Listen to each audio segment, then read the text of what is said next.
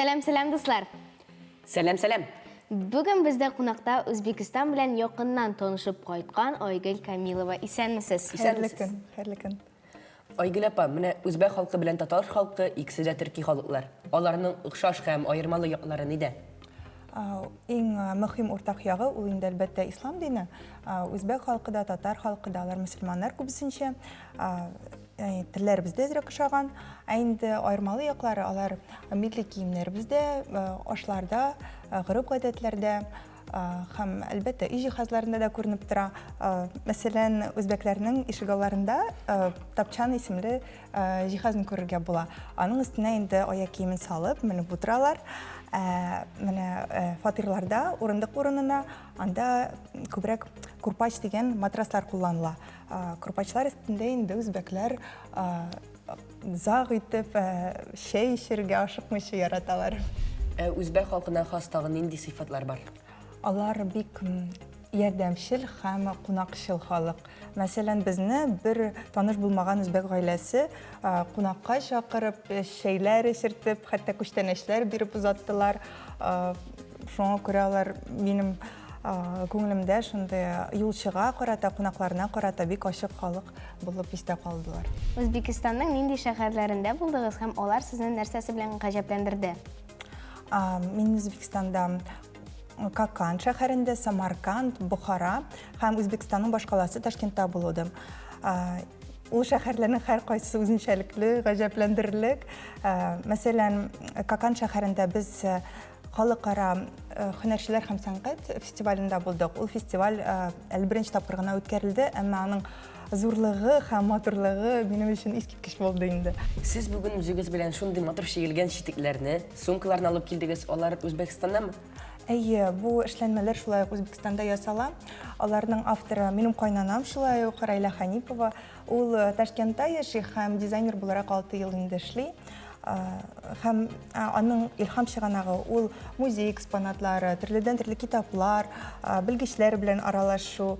Һәм инде әйтергә кирәк, бу әйберләрнең кайберләре эксклюзив, ягъни кабатланмас. Чөнки монда винтаж материаллар кулланырга мөмкин. Шундый матуралар. Менә Үзбекстан бизәкләре татар халкының бизәкләре белән нәрсәсе белән аерыла һәм нәрсәсе белән охшаш? Алар, беләсезме, татар халкы чигүенә дә, үзбәк халкы чигүенә дә хас шундый элемент бар, ул инде үсемлекләрдән ясы. Бу аларны шундый охшаш иттерә. Аерымлыклары инде билгеле бар, чөнки Үзбәкстан ул тукма төбәге, чигү аларның ул милли сәнгате, хәтта менә Ташкентның сәнгать музеенда беренче заллар алар тулайым сүзаны, ягъни зур гына шундый чигүле тукмаларга багышланган. Сүзаны ул үзбәк халкының бер тормышын, аларның тормышларының бер мөһим элементы. Аларның чигү орнаментлары, тегү ысуллары әнисеннән кызына тапшырылган. Сез үзегез белән менә шундый матур түбәтәй алып килгәнсез. Үзбәк халкы да түбәтәйләр киеп йөриме? Әйе, бу түбәтәй шулай Үзбәкстаннан кайткан. Үзбәкләрнең түбәтәйләрнең төрләре бик күп. Алар бөтен дөньяга шуның белән дан тота. Һәм инде туристлар Үзбәкстанда үзбәк түбәтәйләрен алырга, сувенир буларак алырга омтылалар һәм хәтта кайберләре өйләрендә бизиләр алар белән. Шуны әйтәсем килә, Үзбәкстанда ирләр һәм хатын-кызлар, балалар һәм картлар түбәтәйләрдә була. Инде төбәкләр буенча алар 6 төргә бүленәләр. Мәсәлән, бусы инде Сурхандарья төбәге буенча, дизайны буенча ясалган. Бу инде иске түгел инде хәзерге заман түбәтәе, әмма алар шаган әзрәк. Зилә, кара, миңа килешәме? Әйе, заман сиңа түбәтәй бик килешә. Айгөл апа, сезнең күлмәгегез дә бик матур. Ул да Үзбекстаннанмы? Әйе, моны миңа кайнанам бүләк итте. Бу инде менә икат дип атала. Бу орнамент ул икат, ул инде үзбәкләрнең шулай ук милли диесем кирәк орнаменты.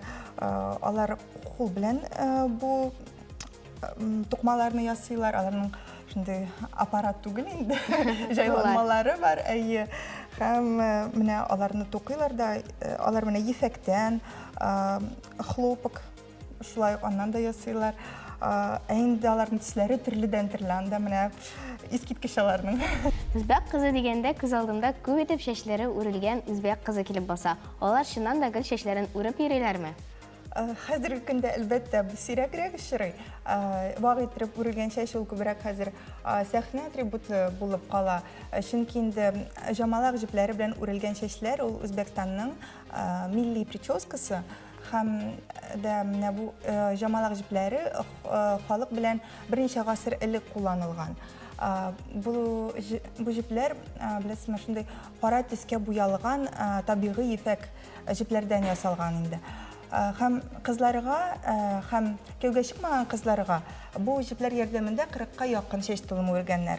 Ә инде кияүгә чыккан хатын-кызларга 2 юан чәч тулымы тиеш булган. Ә менә үзбәк халкының аеруча нинди ризыклары сезгә хуш килде? Үзбәкстан ул гастрономия ягыннан бик бай ил. Анда ул мантыйларда, лагманнарда, шашлыкларда, алар менә бәсме кайда гына ашамалар бөтен җирдә тәмле. Әмма миңа инде үзбәк пловы ошады. Үзбәкстанда пловның төрләре бик күп. Мәсәлән, Ташкент пловы, Самарканд пловы. Алар әзерләү ысуллары белән, ингредиентлары белән аерылып тора. Ташкентта хәтта плов үзәге дә бар. Анда пловның 20ләп түрі әзерләнә.